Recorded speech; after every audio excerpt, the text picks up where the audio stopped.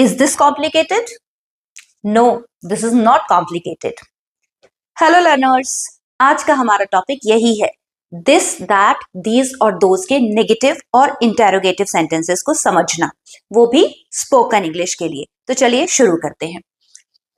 ये सेंटेंस का फॉर्मूला मैंने पहले ही लिख दिया है, जो मैं कई बार बता चुकी हूँ। मेरा फर्स्ट वीडियो भी यहीं से स्टार्ट हुआ था कि सेंटेंसेस कैसे बनाने हैं। अब ये देखिए, उसी फॉर्मूले के हिसाब से, उसी के अकॉर्डिंग हम आगे चलते जाएंगे। दिस और दैट पहले के वीडियो में भी मैंने बताया है, सिंगुलर के लिए यूज होते हैं, तो इनके साथ जो वर्ब यूज होगी वो इज है। दीज और दोज प्लूरल यानी कि एक से ज्यादा चीजों के लिए यूज होते हैं, तो उनके साथ जो वर्ब यूज होगी वो आर यूज होगी। तो चलिए इस सेंटेंस के अकॉर्डिंग, इस फॉर्मूले के अकॉर्डिंग हम सेंटेंसेस बनाना सीखते हैं, नेगेटिव और इंटेरोगेटिव। पहले हम स्टार्ट करते हैं नेगेटिव सेंटेंसेस से। अभी नेगेटिव सेंटेंसेस बनाने के लिए बहुत ज्यादा कोई दिमाग लगाने की जरूरत नहीं है। As I told you, this is not complicated.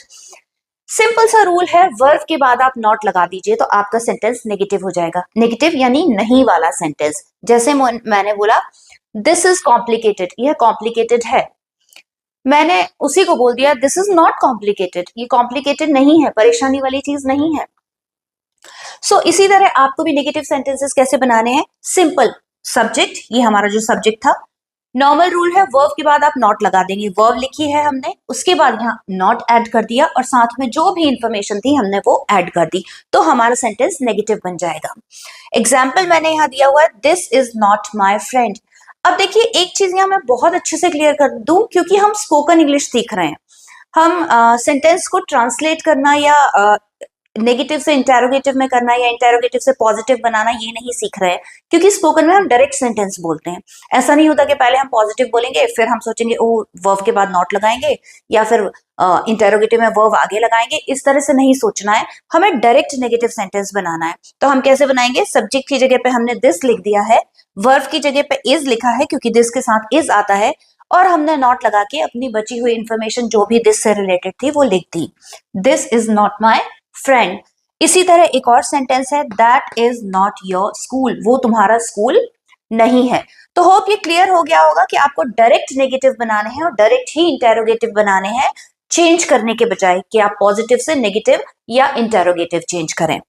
So another example है, दीज और दोज के एग्जाम्पल्स मैं यहाँ पे दे रही हूँ आपको। दीज और दोज प्लूरल है तो इनके साथ आर वर्ब आएगी।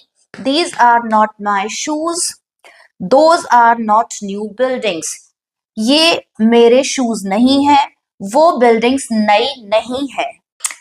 अब हम समझते हैं इंटेरोगेटिव। इंटेरोगेटिव यानी कि प्रश्नवाचक, यानी कि क्वेश्चन वाले सेंटेंसेस। तो दिस, दैट, दीज, दोज के क्वेश्चन वाले सेंटेंसेस हम कैसे बनाएंगे, उसके लिए फॉर्मूला सिंपल है। नेगेटिव में हम वर्ब के बाद नॉट लगाते थे, यहाँ पे हम वर्ब को सबसे आगे लगा देते हैं, तो सेंटेंस इंटेरोगेटिव बन जाता है।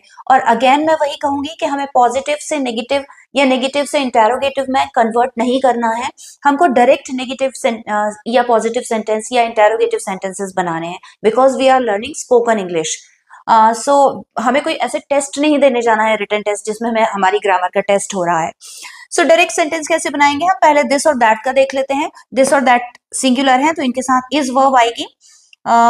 ये देखिए, इज दिस ट्रू, क्या ये सही है। इज दैट योर हाउस, क्या ये आपका घर है। इसी तरह मैंने दीज और दोज के बनाए हैं। आर, ये वर्ब हो गई, वर्ब की जगह पे आर लगा दिया है हमने, यहाँ पे भी आर लगाया है। दीज योर कीज, क्या ये तुम्हारी चाबियां हैं। आर दोज ओल्ड बिल्डिंग्स, क्या वे पुरानी बिल्डिंग्स हैं, पुरानी इमारतें हैं। अब देखिए, नेगेटिव इंटेरोगेटिव हमारा हो गया है, लेकिन इंटेरोगेटिव दूसरे तरह से भी बनते हैं, यानी कि WH वर्ड्स को साथ में जोड़ के भी इंटेरोगेटिव सेंटेंसेस बनते हैं। तो WH वर्ड्स क्या होते हैं, WH वर्ड्स बेसिकली वो वर्ड्स होते हैं जो जिनमें WH आता है, ये क्वेश्चन वर्ड्स होते हैं। इसके ऊपर भी मैं एक शॉर्ट डाल दूंगी तो आप लोग देख लीजिएगा। अभी थोड़े से एग्जाम्पल के तौर पर मैंने यहाँ लिख दिए हैं, why, where, what, whose, how, और भी बहुत सारे होते हैं, विच, वॉट। सो जिसमें भी ये WW आ रहा है, ये सारे WH वर्ड्स होते हैं। तो इनके साथ भी हमें इंटेरोगेटिव बनाना है, तो कैसे बनाएंगे, इसकी भी बिल्कुल स्टेप सिंपल है।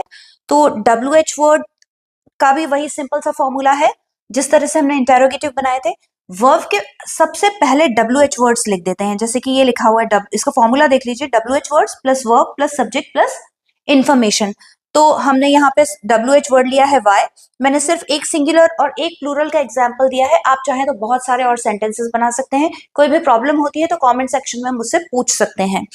सो देखिए यहाँ पे मैंने WH वर्ड वाई लिखा है, why is this so confusing, ये इतना कंफ्यूजिंग क्यों है। Why are these so expensive, ये चीजें इतनी एक्सपेंसिव, इतनी महंगी क्यों है।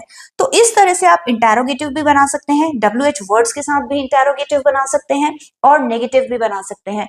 तो हमारी ये तीन चीजें बहुत अच्छे से कंप्लीट हो गई हैं, दिस दैट दीज दोस के पॉजिटिव सेंटेंसेस, इनके नेगेटिव और इनके इंटेरोगेटिव सेंटेंसेस। अब आप देखिए काफी सारी इंग्लिश इस सेंटेंसेस के थ्रू बनाना शुरू कर सकते हैं, इंग्लिश बोलना शुरू कर सकते हैं। This is my pen, this is my brother, this is my friend, this is my colleague, और दैट इज योर फ्रेंड, कुछ भी जो भी आपको समझ में आते हैं जैसे भी sentences, these are my books, those are your bags. अब हम दिस दैट दीज दोज, इनके तीनों तरह के सेंटेंसेस सीख चुके हैं, positive sentence, negative sentence and interrogative sentences. So अब आपको क्या करना है, आप सीख कैसे सकते हैं इंग्लिश, आपको सेंटेंसेस बनाने आ गए हैं, लेकिन जब तक आप इनको प्रयोग में नहीं लाएंगे, यानी कि अपनी टंग को कंफर्टेबल नहीं करेंगे वर्ड्स के साथ में, सेंटेंसेस के साथ में, तो मुश्किल हो जाएगी। आप अपने सेंटेंसेस लिख लीजिए, नोटबुक में बना लीजिए, कोई प्रॉब्लम होता है तो मुझसे कंसल्ट कर सकते हैं कमेंट सेक्शन में, मैं डेफिनेटली आंसर करूंगी। और उनको मिरर के सामने बोलिए, जैसे भी शब्द निकल रहे हैं कम से कम आप बार बार जब एक ही शब्द को बोलते हैं तो वो उसको आप कंफर्टेबल हो जाती है आपकी टंग। तो सबसे पहले मुंह से इंग्लिश को बाहर निकालना बहुत जरूरी है, तो मिरर के सामने प्रैक्टिस कीजिए। मिलते हैं नेक्स्ट वीडियो में, till then take care, bye bye.